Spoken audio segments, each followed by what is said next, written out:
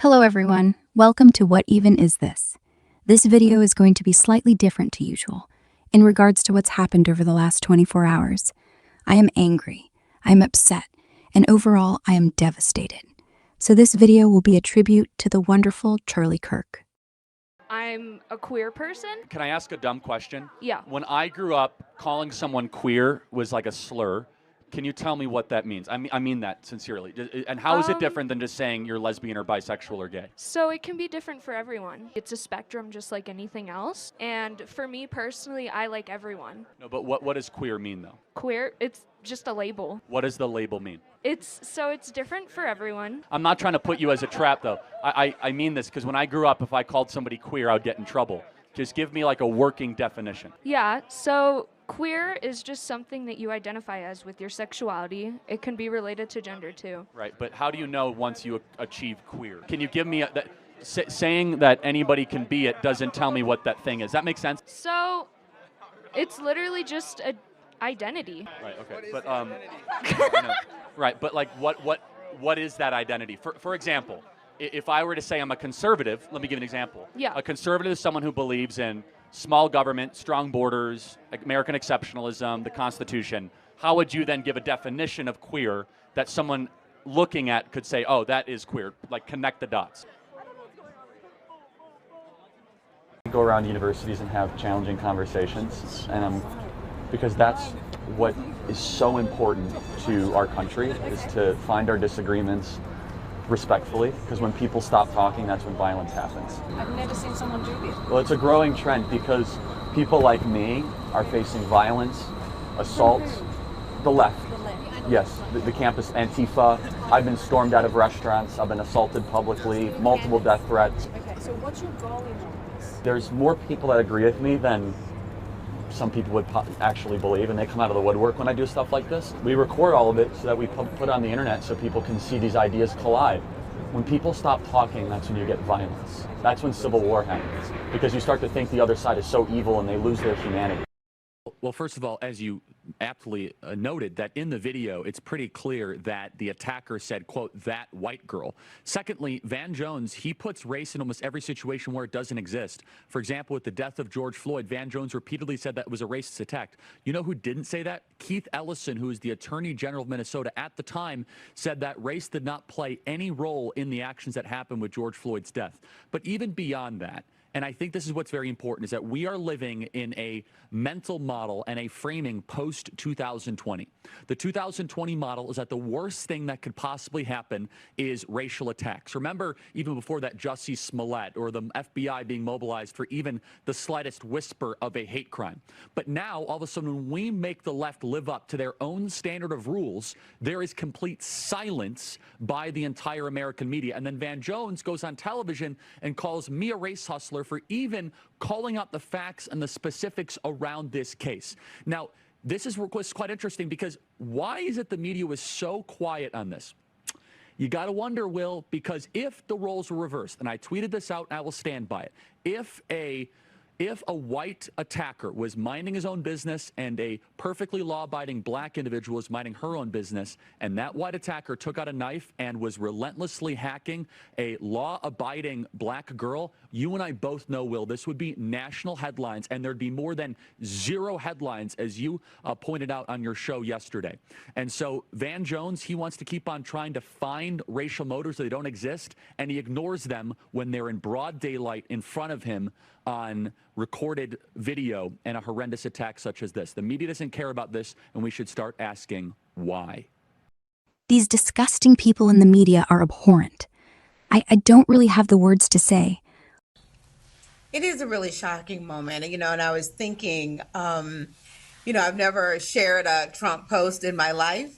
I will contemplate sharing this one, but what I will say with a caveat, he wasn't admired and loved by all. So that's an exaggeration, but the truth is, it doesn't matter. It doesn't matter. Sorry, let me Matthew, finish. go ahead. It doesn't matter. Which then lead to hateful actions. And I think that's the environment we're in, that people just, you can't stop with these sort of awful thoughts you have and then saying these awful words and not expect awful actions to take place. Matt. And that's the unfortunate environment we're in. Turning Point USA has confirmed that he was shot. And there are a number of The fact that we asked for a moment of prayer for Charlie Kirk and then the Democrats decided at that point in time to try to shout that down. First and foremost, Charlie Kirk is now pronounced deceased. He was murdered.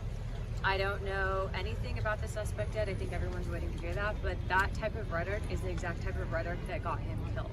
So to be clear, we should have been allowed to pray for Charlie. I would encourage the speaker to go back tomorrow and let us pray on the floor for Charlie Kirk's family now and the rest of the people that have been impacted by this terrible loss. Congresswoman, you said they caused this. Most certainly, yes, they did cause it. That type of rhetoric, you calling people fascists, you basically saying that we're Nazis, taking away people's rights. Charlie Kirk was literally murdered, and you can see that footage online. And I would encourage people, instead of sharing that, please share pictures of his family and the legacy that he left. Congresswoman, he recruited you to politics. Can you talk a little bit about your early experience with Mr. Kirk? Yeah, I was supposed to go to medical school, and he convinced me that politics would be a better option. So we'll help continue that fight and for the movement. Charlie Kirk got shot and killed. How do you feel? Happy. Goodbye. Wow. Did you see that Charlie Kirk just got shot and killed? That's good. Wow. That's good. That's good that people are getting shot just off a political view. Good that people are dying in America. Did you see that Charlie Kirk got shot and killed today? Yes, I did. How do you feel about that? I don't really have any feelings about it. Who are you? Charlie Kirk got shot and killed today. We're just getting people's opinions. How do you feel about that? Girl, someone had to do it. And that's how I feel at this point in time. But I appreciate your honesty. I truly do. So you said someone had to do it. yes. Try not to get all pulled up into that, but he was a misogynist. He was a disgusting person with disgusting beliefs. So if you had a magical wand, a magical button that you could press and keep him from being assassinated, would you press that? No. I think things happen for a purpose. And if that's how his life was ended, then that's how it was ended. So. Do you know who Charlie Kirk is? Yeah, he's a I'm like, yeah, he's an you know?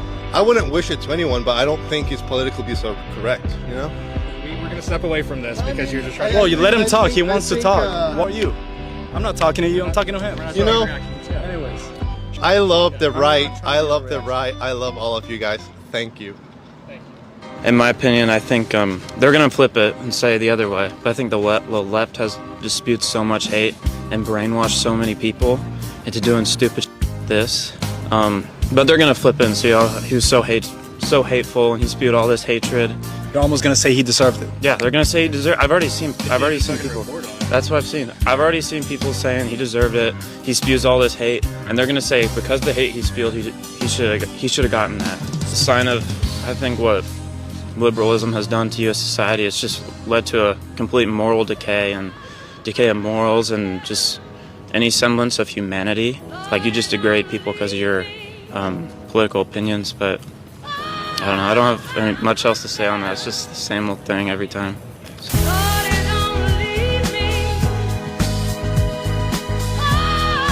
So, after all of that, I'm sure your blood is boiling. But what else can we say but rest in peace, Charlie? He was a great man, and he's left behind a great legacy. Now, here are a few clips of the man he truly was. Oh, beautiful for spacious skies, for amber waves of grain, for purple mountain majesties above the fruited plain.